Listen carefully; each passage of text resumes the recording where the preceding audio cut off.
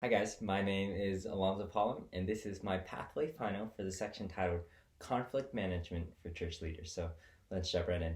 So, what I want to do today is first lay a foundation of what it means to be a healthy leader in ministry, and then go into how being a healthy leader will enable us and propel us to be effective conflict managers for our church congregations or our missionary teams. So, let's jump right in. So, starting with the health of a pastor, I want to read a verse out of Matthew chapter 22 for you guys to lay a foundation for the foundation. So, starting in verse 37, this is Jesus responding to a teacher of the law, asking him, "Teacher, what is the greatest commandment?" And this is Jesus' response. He says, "You shall love the Lord your God with all your heart, and with all your soul, and with all your mind. This is the great and first commandment." And really hone in on this second commandment right here. So, and the second is like it: you shall love your neighbor as yourself. And that's something that pastors neglect often, that pastors have such servants' hearts. Hopefully you have a servant heart going in as a pastor, as a missionary, or as a Christian minister in whatever capacity. Otherwise, I'm not sure why you are in the profession. But pastors have such servant hearts for the people around them that often they begin to neglect themselves. And sometimes when they are engaging with people in the ministry, that it is actually revealing to them that there's some deficiencies in their own hearts. There are some needs that they aren't allowing the Lord to meet in their own lives as they try to meet the needs of the people around them. They can begin to neglect themselves physically. They can begin to neglect themselves emotionally, mentally, spiritually. And as their health suffers, the health of the people around them begins to suffer. The way they do conflict management suffers because they are not healthy themselves. So, a couple of practical tips for making sure you stay healthy as a pastor. One would be guarding family time. So, there's a quote by a guy named Ken Sande, and he is the author of a book called The Peacemaker, all on conflict management. And then he also is the founder of Peacemaker Ministries. And he says this: he says, "Don't sacrifice your family for ministry." That we cannot go into our ministry calling and sacrifice the family that we've been given.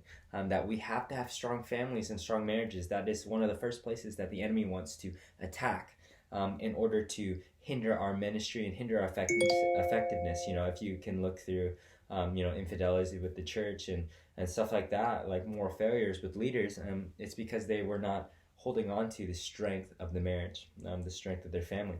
It says in Timothy like this: it says, "How can we begin to manage God's church if you cannot even manage your own household?" A second one, practical step, would be to take the Enneagram test.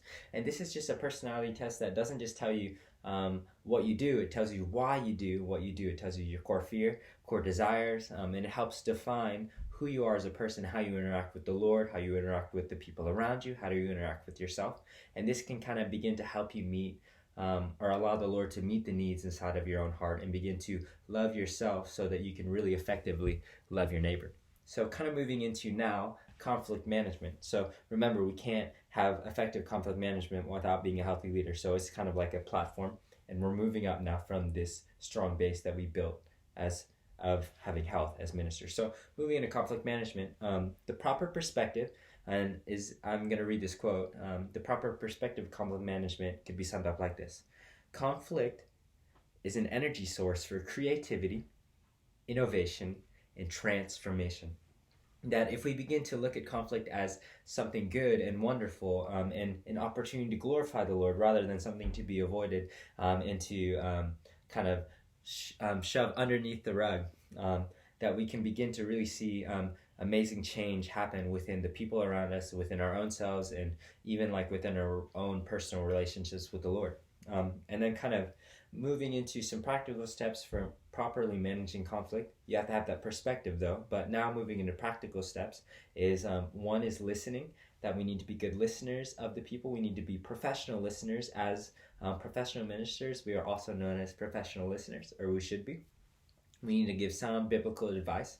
We need to not just be able to preach the word. We need to be able to really point people back to the scriptures so that on their own they will know how to counsel themselves. But when they come to us, we can challenge them. Well, how is what you're dealing with? Where is it found in scripture? And how can we apply that scripture to your life so that you can obey the Lord and find freedom in your life? Because it is for freedom that Christ has set us free.